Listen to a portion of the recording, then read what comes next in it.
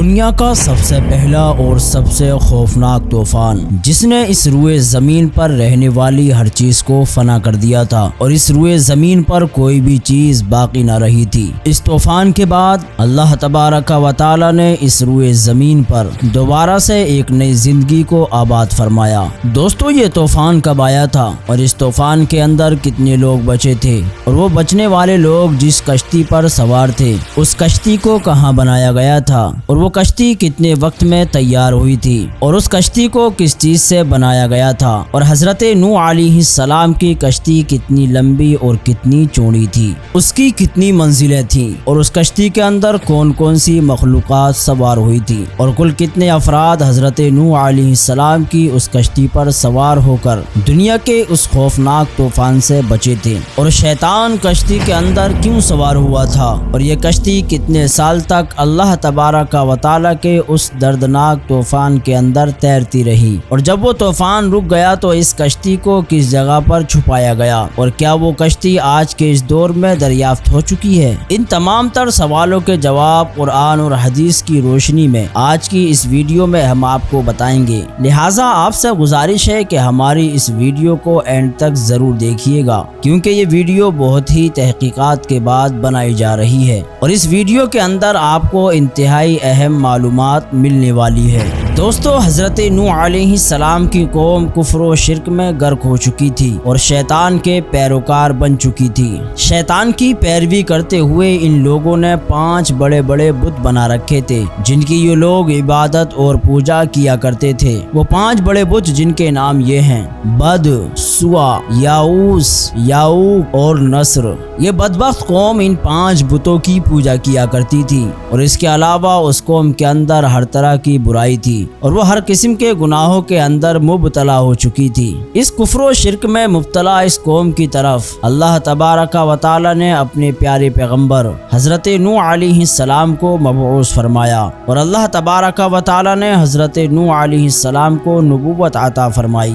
حضرت نوح علیہ السلام نے اس قوم میں آ کر اپنی نبوت کا اعلان کیا اور بتوں کی پوجا کرنے سے ان لوگوں کو منع کیا اور اللہ تبارک و تعالی کی وحدانیت کی طرف دعوت دی اور ان کو ایک خدا کی عبادت کرنے کا حکم دیا۔ دوستو، یاد رہے کہ حضرت نوح علیہ السلام ہی سب سے پہلے وہ رسول ہیں جنہوں نے کفار کو تبلیغ کی اور ان کی قوم ہی سب سے پہلی وہ قوم ہے جن پر اللہ تبارک و تعالی نے دنیاوی عذاب نازل فرمایا۔ اس طرح حضرت نوح علیہ السلام کی قوم سے دنیاوی عذاب کی ابتدا ہوئی، جس طرح کہ اللہ تبارک و تعالی قرآن پاک میں ارشاد فرماتا ہے، جس کا مفہوم میں آپ کے سامنے پیش کر رہا ہوں۔ بے شک ہم نے نوح کو اس کی قوم کی طرف بھیجا کہ ان کو ڈرائے اس سے پہلے کہ ان پر دردناک عذاب نازل ہو۔ دوستو، حضرت نوح علیہ السلام 950 سال تک تبلیغ کرتے رہے اور ان لوگوں کو برائی سے منع کرتے رہے، لیکن وہ بدبخت قوم اپنے گناہوں سے باز نہ آئی اور اسی طرح بتوں کو اپنا خدا مان کر ان کی پوجا کرتے رہے۔ لیکن صرف 80 لوگ ایسے تھے جو حضرت نوح علیہ السلام پر ایمان لائے اور باقی ساری قوم حضرت نوح علیہ السلام پر ظلم و ستم کرتی رہی اور آپ کو جھٹلاتی رہی۔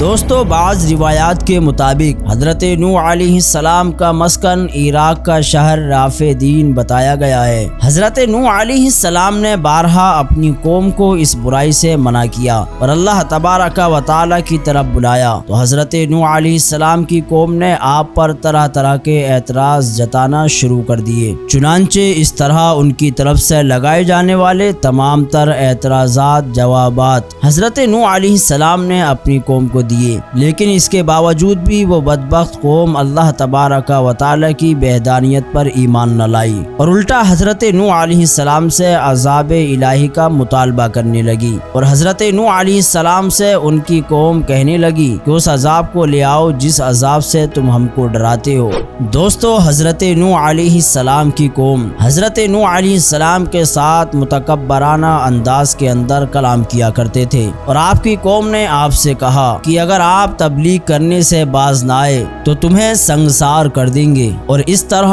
اس قوم نے حضرت نوح علیہ السلام کو قتل کرنے کی دھمکی دی۔ اس قوم کے لوگ اتنے بدبخت ہو چکے تھے کہ آپ کی قوم آپ کو پاگل کہہ کر پکارتی، اور مرنے سے پہلے ہر بندہ اپنی اولاد کو یہ نصیحت کرتا کہ حضرت نوح علیہ السلام کی باتوں پر دھیان نہ دھرنا اور نہ ہی ان پر ایمان لے کر آنا، معاذ اللہ وہ دیوانے ہیں۔ دوستو، حضرت نوح علیہ السلام کی 950 سال کی تبلیغ کے باوجود بھی جب یہ قوم ایمان نہ لائی تو اس وقت اللہ تبارک و تعالی نے حضرت نوح علیہ السلام کی طرف وحی بھیجی کہ جو ایمان لا چکے ہیں ان کے علاوہ اب آپ پر کوئی ایمان نہ لائے گا۔ تو اس وقت حضرت نوح علیہ السلام نے اللہ تبارک و تعالی کی بارگاہ میں دعا کی، اور آپ کی دعا اللہ تبارک و تعالی نے قبول فرما لی، اور اللہ تبارک و تعالی نے حضرت نوح علیہ السلام کو ایک کشتی بنانے کا حکم دیا، اور ساتھ ہی اللہ تبارک و تعالی نے اپنے پیارے پیغمبر حضرت نوح علیہ السلام کو یہ بھی بتا دیا کہ کشتی میں سوار ہونے والوں کے علاوہ دنیا کی تمام تر مخلوقات کو تباہ و برباد کر دیا جائے گا،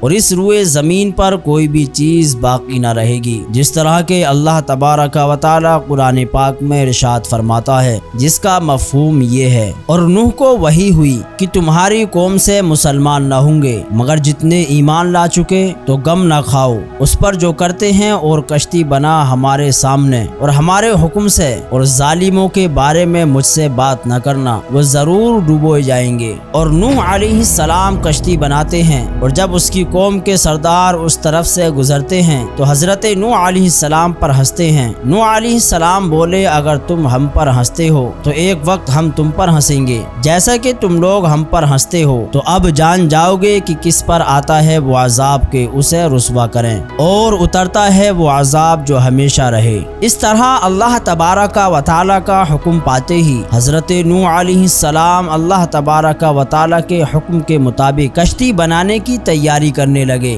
آپ نے اللہ تبارک و تعالی کے حکم کے مطابق شہر سے باہر کشتی بنانے کا ارادہ کیا۔ ابھی طوفان آنے میں 200 سال باقی تھے۔ حضرت نوح علیہ السلام کو کشتی بنانے کے لیے ایک خاص قسم کی لکڑی کی ضرورت تھی، لہٰذا حضرت نوح علیہ السلام نے اس لکڑی کو حاصل کرنے کے لیے ساگوان نامی کچھ درخت لگائے جن کی لکڑی بہت مضبوط ہوتی ہے۔ یہ درخت 100 سال میں تیار ہوئے۔ اس کے بعد حضرت نوح علیہ السلام نے ایمان لانے والوں کے ساتھ مل کر دنیا کی سب سے پہلی کشتی بنانے کا کام شروع کر دیا۔ دوستو، اس کشتی کی تیاری کے دوران آپ کی قوم آپ کو بہت زیادہ تکلیف دیتی، یہاں تک کہ کشتی پر فضلہ بھی کر دیتی، لیکن ان تمام تکلیف کے باوجود آپ سب کچھ برداشت کرتے ہوئے کشتی کی تیاری میں لگے رہے۔ دوستو، یہ کشتی کم و بیش 100 سال کے اندر تیار ہوئی۔ یہ کشتی 300 گز لمبی اور 50 گز چوڑی تھی اور 30 گز اونچی تھی۔ کشتی کا اگلا حصہ مرغے کی سر کی طرح اور کشتی کا پچھلا حصہ اس کے دم جیسا تھا۔ اس کشتی کے اوپر تارکول کا لیپ کیا گیا تھا اور کشتی میں 3 دروازے رکھے گئے تھے۔ اس کشتی کی کل 3 منزلیں بنائی گئی تھیں۔ ادھر جب حضرت نوح علیہ السلام کی کشتی مکمل تیار ہو گئی تو ادھر اللہ تبارک و تعالی کا وہ حکم بھی قریب آ چکا تھا،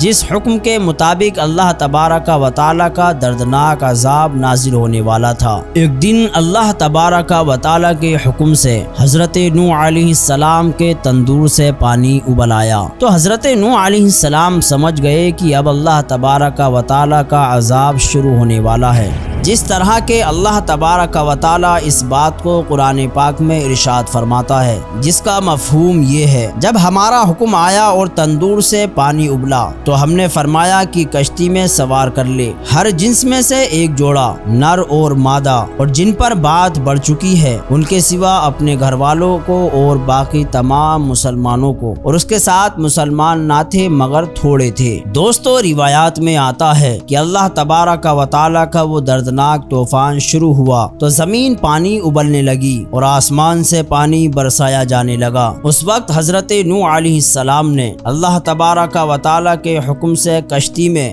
درندوں، چرندوں اور پرندوں اور قسم قسم کے جانوروں کا ایک ایک جوڑ نر اور مادہ سوار کر لیا، اور آپ کے تینوں فرزند یعنی حام، شام اور یافس، اور ان تینوں کی بیویاں اور آپ کی مومنہ بیوی اور 72 مومنین مرد و عورت کل 80 انسان اس کشتی میں سوار ہو گئے۔ اور حضرت نوح علیہ السلام کی ایک بیوی تھی جس کا نام بائلہ تھا، اور آپ کا ایک لڑکا تھا جس کا نام کنان تھا۔ یہ دونوں حضرت نوح علیہ السلام پر ایمان نہ لائے تھے اور نہ ہی یہ دونوں کشتی پر سوار ہوئے اور طوفان کے اندر غرق ہو گئے۔ دوستو تفسیر ساوی میں نقل کیا گیا ہے کہ حضرت نوح علیہ السلام کی کشتی میں 40 مرد اور 40 عورتیں تھیں، مگر آپ کی اولاد کے سوا کسی کی نسل نہ چلی، اس لیے آپ کو آدم ثانی کہا جاتا ہے۔ دوستو کشتی کی کل 3 منزلیں تھیں، جن میں سب سے نیچے والی منزل پر درندوں، چرندوں، پرندوں، حشرات العذب کو رکھا گیا تھا، اور درمیانی منزل میں چوپائے اور دیگر جانوروں کو رکھا گیا تھا، جبکہ سب سے اوپر والی منزل پر انسانوں نے قیام کیا تھا۔